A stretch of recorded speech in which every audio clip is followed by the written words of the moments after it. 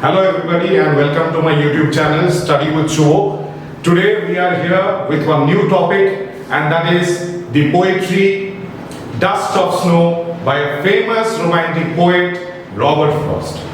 So children, as we see that Robert Frost was a romantic poet, we need to know first who Robert Frost was and what his life must have been. Robert Frost can be said to be perhaps the last of the romantic poets. Romanticism started with poets like William Wordsworth, Samuel Taylor Coleridge, P.B. Shelley, John Keats, Lord Byron, H.W. Longfellow, and perhaps the last person to be in this category would be Robert Frost. Robert Frost was born in the 19th century. And when Robert Frost was flourishing as a poet, Robert Frost was in the 20th century. Now, you must have read poetries like Stopping by Woods on a Snowy Evening, or the poetry like Road Not Taken, where time and again we have seen how Robert Frost has picturized the rural New England scene. Even in his poetry called Birches, Robert Frost has again and again tried to point out the beauty and the scenic descriptions of the rural New England landscape. But today we have a poetry called Dust of Snow, which has got a slightly different theme. Now, Robert Frost. Now, what kind of poetry was Robert Frost writing? Robert Frost, being a 20th century poet, being a modern poet, he was writing in the romantic tradition. And that's why Robert Frost has been described as a poet who chose the traditional way to be new. Being a 20th century poet, Robert Frost was imitating the 18th century tradition and theme. And in this way, he established himself as a unique poet in the annals of poetry writing. This particular poetry, Dust of Snow, is deeply symbolic. It tells us that how small things in nature has the power to reform and uplift our mood.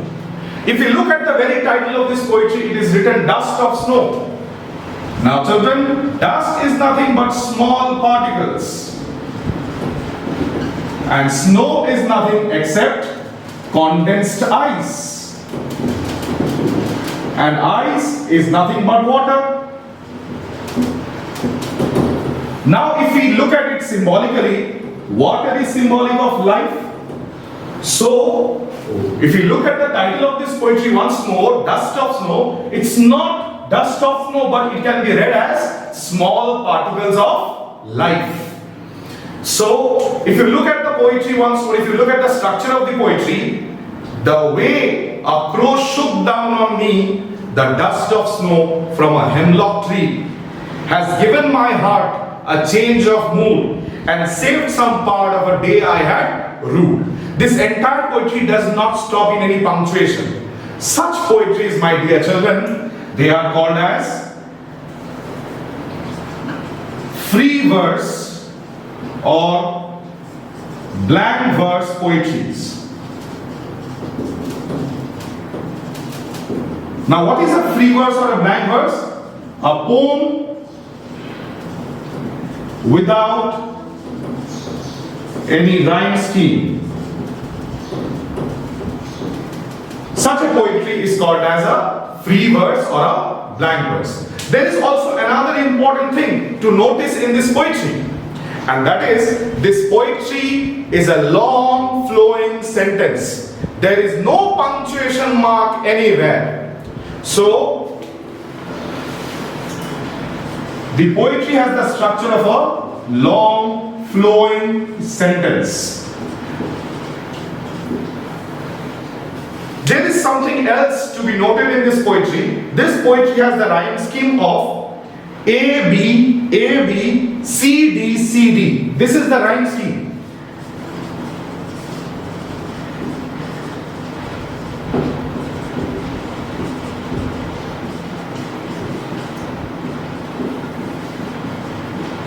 See, the first line rhymes with the third, the second rhymes with the fourth. The fifth line rhymes with the seventh, and the sixth with the 28th. This is the rhyme scheme used in the poetry, Dust of Snow. Now, before we start off with the explanation of the poetry, we need to understand that what is the purpose of this poetry, and where was Robert Frost when he was writing this poetry.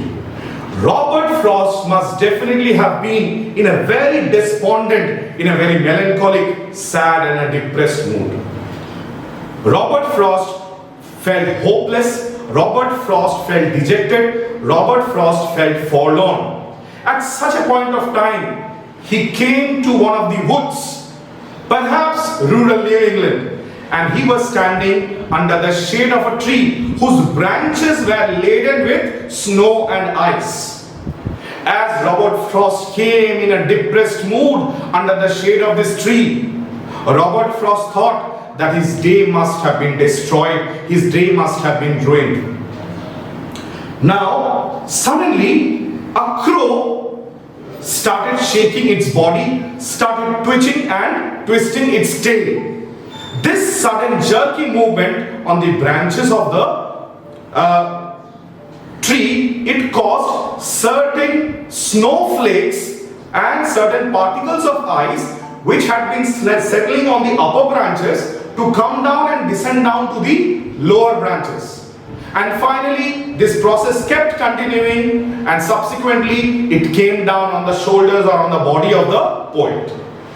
The poet, who was earlier standing in a depressed mood, was suddenly enthused by this sudden act of nature.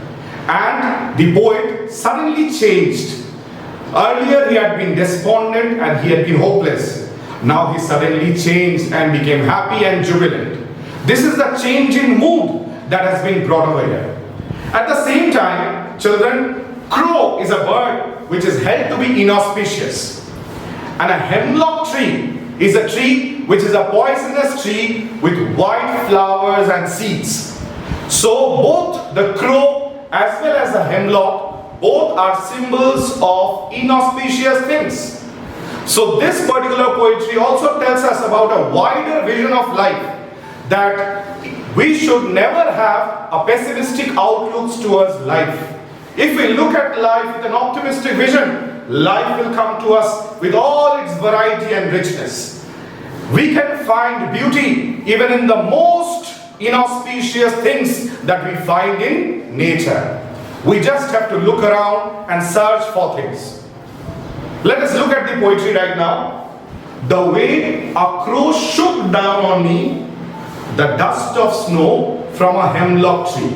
So the poet was evidently standing under the shade of a hemlock tree, and the crow suddenly shook down. The crow moved on the branches of the hemlock tree, and the crow allowed the snowflakes settled on the branches to come down.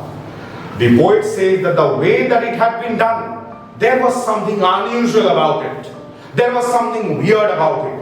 It was not as natural as it usually happens.